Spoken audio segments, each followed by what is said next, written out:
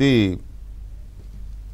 ముంబైకి ఒక బ్రాండ్ ఉంది. ముంబైకి ఏది అంటే బిజినెస్ సెంటర్, ఇండియాకి సంబంధించినంత వరకు ఫైనాన్షియల్ క్యాపిటల్, ఆర్థిక రాజధాని అనే పేరున్న ముంబైకి మాఫియా అడ్డా అనే పేరు కూడా ఉంది. ఎందుకంటే అక్కడ దావుద్ ఇబ్రహీం లాంటి మాఫియా డాన్లు అక్కడ ఎదిగారు. ఆయనతో పాటు ఇంకా చాలామంది డాన్లుగా తయారయ్యి ముంబైని ఒక ఊపు ఊపేశారు. ఇప్పటికీ ఊతూనే ఉంది అది ఆ ఊపుకి. కాబట్టి ముంబైలో రెడ్ లైట్ ఏరియాలు, మాఫియాలు ఉండడం అనేది అదేం పెద్ద మనకు ఆశ్చర్యంగా అనిపించదు. అలాగే బెంగళూరుకి వచ్చేసరికి గ్రీన్ సిటీ అంటారు. మంచి అంటే ఇప్పుడంతా లేకపోవచ్చు, బట్ ట్రాఫిక్ అది పెరిగిపోయి సిటీ అంతా గజిబిజిగా ఉన్నా, but it's good city. Bengaluru మంచి హ్యాపెనింగ్ సిటీ, అలాగే మంచి బిజినెస్ సిటీ అండ్ బాగుంటుంది అనేది ఒకటి, కూల్గా ఉంటుంది. అక్కడ లేవు రౌడీలు, గుండాలు ఎక్కడైనా ఉంటారు. మనుషులు ఎక్కడున్నా క్రైము, సెక్స్ ఇలాంటివి ఉంటాయి. మనుషులు ఎక్కడుంటే అక్కడ మానవ జాతి ఎక్కడున్నా అక్కడ ఉంటుంది. కాకపోతే ఏంటంటే బెంగళూరు సంహౌ అది ఒక పీస్ఫుల్ సిటీగా, పెద్దగా క్రైమ్ తక్కువ ఉండే సిటీగా ఉంటుంది. బట్ అన్ని చోట్ల ఉన్నట్టు కాకుండా తక్కువగా ఉండే సిటీ. అలాంటి బెంగళూరు ఎందుకు ఇలా మారుతోంది అనే ఆవేదన, ఆందోళన ఇప్పుడు మొదలవుతోంది. అక్కడ ఎక్కడ బెంగళూరులో ఉన్న కన్నడిగులే ఫీల్ అవుతున్నారు, మా బెంగళూరుని ఎందుకు ఇలా తయారు చేస్తున్నారని. ఎవరిని అంటున్నారు వాళ్ళు అని అంటే ఏపీ వాళ్ళు కొందరు అక్కడికి వెళ్ళి బిజినెస్ల రూపంలో, లేకపోతే రాజకీయాల రూపంలో రకరకాల వాళ్ళ బిజినెస్లో, లేకపోతే ఇంకా ఏదన్నా స్కాములు, దోపిడీలు, మైనింగ్లు, ఇవన్నీ ఇక్కడి నుంచి అక్కడికి సామ్రాజ్యాలు విస్తరించి బెంగళూరులో ఒక రకంగా చెప్పాలంటే సగం బెంగళూరుని కబ్జా చేసే పరిస్థితికి వచ్చారు. ఆంధ్రప్రదేశ్, తెలంగాణ వాళ్ళు కూడా ఉన్నారు, కానీ తెలంగాణ వాళ్ళు అంత ముదుర్లు కాదు. ఏపీలో కూడా అంత ముదుర్లు అందరూ ఉండరు, కొంతమంది ఉన్నారు. ఆ కొంతమంది ఎవరో నెక్స్ట్ వస్తుందిలే లిస్టు. అయితే ఇది ఇప్పుడు బెంగళూరు గురించి మనం ఎందుకు చెప్పుకుంటున్నాము అనే దాని మీద కర్ణాటక రాష్ట్రంలో చాలా జిల్లాల్లో తెలుగు వాళ్ళు అక్కడికి వెళ్ళి వాటర్ సోర్సెస్ ఉన్న దగ్గర క్యాంపులు పెట్టుకొని అక్కడ వ్యవసాయం చేసుకుంటూ, ఆ బళ్ళారి చుట్టుపక్కల జిల్లాలు చాలామంది ఉన్నారు. అక్కడ దాదాపు 20-30% తెలుగు వాళ్ళే ఉన్నారు చాలా జిల్లాల్లో. కొంతమంది ఎమ్మెల్యేలు మనోళ్ళు ఉన్నారు, మన మంత్రులు కూడా ఉన్నారు, తెలుగు వాళ్ళు ఉన్నారు. కానీ ఇప్పుడు బెంగళూరు పరిస్థితి ఏంటి అంటే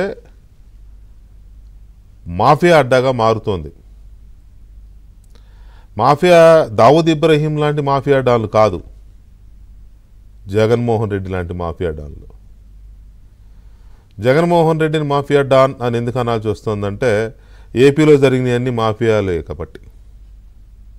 liquor mafia, sand mafia, mining mafia, what not, ప్రతిదీ మాఫియాలాగా చేసి పడేశారు. ల్యాండ్ మాఫియా, మట్టి మాఫియా, మనుషుల మాఫియా, చివరికి అడ్మినిస్ట్రేషనే ఒక మాఫియా అయిపోయింది. అడ్మినిస్ట్రేషనే ఒక మాఫియా అని ఎందుకు అనాల్సి వస్తుందంటే అడ్మినిస్ట్రేషన్లో ఉన్న చాలామంది బ్యూరోక్రాట్లు పెద్ద మాఫియా డానికి అనుచర డాన్లుగా, చిన్న డాన్లుగా తయారయ్యి ఇప్పుడు ఏం చేస్తున్నారంటే ఎక్కడ కేసులు వస్తాయని పారిపోతూ ఎక్కడికి పోతున్నారు? పెద్ద మాఫియా డానికి ఒక అడ్డా ఉంది. సినిమాల్లో, పాత సినిమాల్లో ఎన్టీ రామారావు సినిమాల్లో సత్యనారాయణకి, వాళ్ళకు నాగభూషణ్ గారికి వీళ్ళకి అడ్డాలు ఉంటాయి, విలన్ డెన్ అనేవాళ్ళు. డెన్నే కదా సార్, డెన్ అంటారు. అది అలాంటి డెన్ ఉంటుంది ఒకటి. ఆ డెన్ ఎక్కడుంది అంటే ప్రధానమైన డెన్ హెడ్ క్వార్టరు బెంగళూరులో పెట్టుకున్నాడు ఆయన. దాని పేరు యలహంక ప్యాలెస్. ఈ యలహంక అనేది ఒక ఏరియా, శ్రీకాకుళంలో శ్రీలంకలో ఉన్నట్టుగా పేరు అలా ఉంటుంది, కానీ బెంగళూరులో ఉంది యలహంక. అందులో మనవాడికి ఒక పెద్ద ప్యాలెస్, అందరికీ తెలిసిందే. యలహంకలో జగన్ ప్యాలెస్ అంటే ఎంత పెద్దదో ఏదో కథలుగా చెప్తారు. మనం ఏం చూడలేదు, కానీ చాలా కథలుగా చెప్తారు దాని గురించి. 2 హెలిప్యాడ్లు ఉన్నాయని, ఏదో 80-90 బెడ్రూమ్లు ఉన్నాయని. ఐఎమ్ నాట్ జోకింగ్, అదొక చాలా పెద్దది. మరి ఎందుకు కట్టించారో దాన్ని, ఎవరు కట్టించారో, కొన్నదెవరో, కొనిపించింది ఎవరో. అసలు ఒక దశలో ఎలక్షన్లకి 2004 ఎలక్షన్ల ముందు అప్పులు కట్టలేక, ఎలక్షన్లకు డబ్బులు లేక హైదరాబాద్ సాగర్ సొసైటీలో ఉన్న ఇల్లునే అమ్ముకోవడానికి సిద్ధపడిన రాజశేఖర రెడ్డి గారు ఆ రోజు వద్దులే అమ్మకం అని చెప్పి చంద్రబాబు నాయుడు చేసిన హెల్ప్ ఆ రోజున ఆ పరిస్థితి. అలాంటిది మరి బెంగళూరులో అంత పెద్ద ప్యాలెస్ ఎలా వచ్చింది ఏమో, గాడ్ ఓన్లీ నోస్. కొద్దిగా గొప్ప తెలిస్తే గాడ్ తర్వాత విజయసాయిరెడ్డికి అని తెలిసాము, ఎందుకంటే మాఫియా నెంబర్ 2 విజయసాయిరెడ్డి. సో ఈ సిచ్యువేషన్స్లో ఈ సోదంతా, ఈ సోది ఎందుకు చెప్పాల్సి వస్తుందంటే, ఈ అడ్మినిస్ట్రేషన్ మాఫియాలో తయారైన చోటా మోటా డాన్లందరూ అక్కడ తలదాచుకుంటున్నారు అనేది ఇప్పుడు లేటెస్ట్ వార్త. ఒక చోట డాన్ని పట్టుకొచ్చారు మన పోలీసులు. పట్టుకురావడం అంటే ఇంకా అదుపులోకి తీసుకోలేదు, వీళ్ళు విచారిస్తున్నారు. ఎందుకంటే అదుపులోకి తీసుకుంటే మళ్ళీ 24 గంటలు అరెస్ట్ చూపించాలి. అందుకని అదుపులో తీసుకోకుండా మంచి చెడు మాట్లాడుతున్నారు. మంచి చెడు మాట్లాడినాక అప్పుడు మరి ఏమన్నా తాంబూలాలు ఇవ్వాలనుకుంటే అప్పుడు ఇస్తారేమో, అది వేరు విషయం. అయితే ఇప్పుడు ఇంకా కొంతమంది పరారీలో ఉన్నారు. మనం మొన్న నుంచి మాట్లాడుకుంటున్నాం. ఈయనేమో లిక్కర్ సంబంధించిన డాన్, లిక్కర్ డాన్ ఎవరు, వాసుదేవరెడ్డి అనే ఐఆర్ఎఫ్ ఆఫీసర్. ఇంకొక ఆయన ఉన్నాడు వెంకటరెడ్డి అని, మైనింగ్ మాఫియా, ఆయన అధికారే. ఎక్కడ పోయాడో తెలియదు, దాదాపు నెల పైన అవుతుంది. ఊళ్ళో ఉన్నాడా, ఊరు దాటాడా, ఏ ఊరిలో ఉన్నాడు, జల్లెడేసినా దొరకట్ల. ఖచ్చితంగా ఇతను ఆ యలహంక ప్యాలెస్లోనే ఒక బెడ్రూమ్లో ఉన్నాడేమో అనేది చాలామంది అనుమానిస్తారు. ఎందుకు, ఇప్పుడు వాసుదేవరెడ్డి యలహంక ప్యాలెస్ దగ్గర దొరికాడు. ఏదో హోటల్లోకి వెళ్తుంటే పోలీసు చూసి పట్టుకున్నారు. హోటల్లోకి ఎక్కడికి వెళ్తున్నాడు, ప్యాలెస్ నుంచి హోటల్లోకి వెళ్తున్నాడా, లేకపోతే హోటల్లోనే ఉంటున్నాడు, ప్యాలెస్ దగ్గరేనంట ఆ హోటల్. సో మిగతా వాళ్ళు చాలామంది, కొంతమంది పొలిటీషియన్లు, కేసులు వస్తాయని అనుకుంటున్న పొలిటీషియన్లు కొంతమంది, ఇంకా కొంతమంది అధికారులు, వీళ్ళంతా మాయమైపోయారు. ఈ మాయమైపోయిన వాళ్ళందరూ ఎక్కడుంటున్నారు? దీనికి ఎందుకు, ఈ అనుమానాలకి ఎందుకు బలం చేకూరుతుందంటే, జగన్మోహన్ రెడ్డి గారు ఇప్పుడు తాడేపల్లిలో కంటే యలహంకలో ఎక్కువ ఉంటున్నాడు. 2 రోజులు ఇక్కడుంటే వారం అక్కడ ఉంటున్నాడు. ఏం మంత్రాలు జరుపుతున్నారు?